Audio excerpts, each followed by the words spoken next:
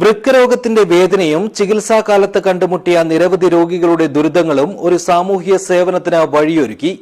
മൊഗ്രാൽ പുത്തൂർ കുന്നിൽ സ്വദേശിയായ ഔഫ് കസബാണ് സ്വന്തം വേദനയിൽ നിന്ന് മറ്റുള്ളവരുടെ അതിജീവനത്തിലേക്ക് നടന്നു നീങ്ങിയത്.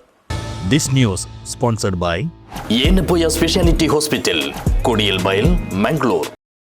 വർഷങ്ങളോളം ദുബായിൽ പ്രവാസിയായിരുന്ന ഔഫിന് വൃക്കരോഗം ബാധിച്ചതോടെയാണ് പ്രവാസ ജീവിതം അവസാനിപ്പിച്ച് നാട്ടിലേക്ക് മടങ്ങേണ്ടി വന്നത്. തുടർച്ചയായ ചികിത്സയ്ക്കൊടുവിൽ ഡയാലിസിസ് ചെയ്യേണ്ടി വന്നു. പിന്നീട് വൃക്ക മാറ്റിവെക്കൽ ശസ്ത്രക്രിയയ്ക്കും വിധേയനായി. ചികിത്സയുടെ ഭാഗമായി ഡയാലിസിസ് സെന്ററുകളിലും ആശുപത്രികളിലും എത്തിയപ്പോഴാണ് സാമ്പത്തികമായി പിന്നോക്കം നിൽക്കുന്ന നിരവധി രോഗികളുടെ ദുരിതം ഔഫ് നേരിട്ട് മനസ്സിലാക്കിയത്. ഒരു ഡയാലിസിസ് ചെയ്യാൻ പോലും പണമില്ലാതെ ബുദ്ധിമുട്ടുന്ന രോഗികളുടെ അവസ്ഥ മനസ്സിനെ ഏറെ വേദനിപ്പിച്ചു. അവിടെ നിന്നാണ് പാവപ്പെട്ട ഡയാലിസിസ് രോഗികൾക്കായി എന്തെങ്കിലും ചെയ്യണമെന്ന ആശയം രൂപപ്പെട്ടത്. അങ്ങനെയാണ് സീതാങ്കോളിയിൽ അതിജീവനം എന്ന പേരിൽ സൗജന്യ ഡയാലിസിസ് സെന്ററിന് തുടക്കമിട്ടത്.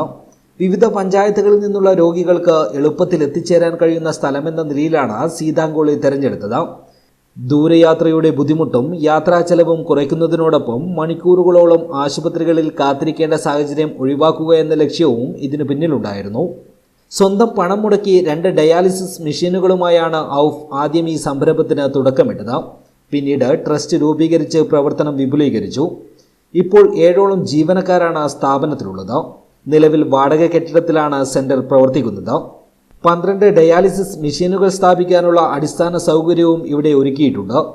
എന്നാൽ സ്ഥാപനത്തിന്റെ പ്രവർത്തന ചെലവുകൾ കണ്ടെത്തുക വലിയ വെല്ലുവിളിയായി തുടരുകയാണ്.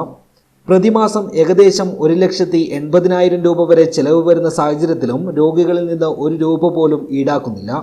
സീതാങ്കോളി ബസ് സ്റ്റാൻഡിന് സമീപം ആരംഭിച്ച സെന്ററിന് 6 വർഷത്തെ പ്രവർത്തന പാരമ്പര്യമുണ്ട്. പ്രവർത്തനം ആരംഭിച്ച് 2 വർഷത്തിന് ശേഷമാണ് ട്രസ്റ്റ് രൂപീകരിച്ചത്.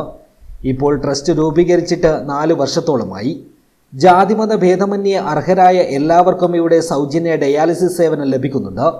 എന്നാൽ ഈ കാരുണ്യ പ്രവർത്തനത്തിന് വെല്ലുവിളിയാകുന്നത് സാമ്പത്തികമാണെന്ന് ഔഫ് പറയുന്നു. നമ്മളിവിടെ ഡയാലിസിസ് തുടങ്ങുന്ന സമയത്ത് ഞാൻ ചെറുതായിട്ടൊരു അന്വേഷണം നടത്തിയപ്പോൾ ഓരോ പഞ്ചായത്തിലും 15ഓളം പേഷ്യൻ്റാണ് ഡയാലിസിസ് ചെയ്തുകൊണ്ടായിരുന്നത്. ആവറേജ് അതിൽ കൂടുതലും കുറവുള്ള സ്ഥലങ്ങളിലുണ്ടാവും. ഇപ്പോൾ അന്വേഷിക്കുന്ന സമയത്ത് അത് 25, 30 കടന്ന പഞ്ചായത്തുകളും ഉണ്ട്. ഓരോ പഞ്ചായത്തിലും 30-ൽ കൂടുതൽ പേഷ്യൻ്റാണ് ഇപ്പോൾ ഉള്ളത്. അങ്ങനെ വലിയൊരു ഡയാലിസിസ് രോഗികളുടെ ഒരു ഭാരിച്ചതായ അളവാണ് കൂടിക്കൊണ്ടിരിക്കുന്നത്. അതുകൊണ്ട് തന്നെ ഓരോ ദിവസവും രാവിലെ നമ്മൾക്ക് നിരവധി കോളുകൾ വരുന്നുണ്ട്. ഡയാലിസിസ് ചെയ്യാൻ പറ്റുമോ, എന്താണ് ചെയ്യേണ്ടത്, വേറെ ഇവിടെ കിട്ടുന്നില്ല, കാശില്ല. പക്ഷേ നമ്മൾക്ക് ഇതിലെല്ലാവരെയും സഹായിക്കാൻ പറ്റുന്നില്ല. നമ്മൾക്ക് ചെയ്യാൻ പറ്റുന്ന ഒരു ചെറിയ പരിധിയാണുള്ളത്. പക്ഷേ നമുക്ക് കൂടുതൽ ആൾക്കാരെ സഹായിക്കണം എന്നുള്ളൊരു ആഗ്രഹമുണ്ട്. ഇവിടെ 2 മെഷീൻ മാത്രമാണ് ഉള്ളത്. 2 മെഷീനാണെങ്കിൽ 10-12 പേഷ്യൻറ്റിനെ മാത്രമാണ് നമുക്ക് ഡയാലിസിസ് ചെയ്ത് സഹായിക്കാൻ പറ്റുന്നത്. ബെഡ് ഒഴിവുണ്ടെങ്കിൽ രോഗികളുടെ സാമ്പത്തിക സ്ഥിതി കൂടി മനസ്സിലാക്കിയ ശേഷമാണ് സേവനം അനുവദിക്കുന്നത്. സാമ്പത്തികമായി പിന്നോക്കം നിൽക്കുന്നവർക്ക് മുൻഗണനയും നൽകി വരുന്നുണ്ട്. News bureau, Uppala.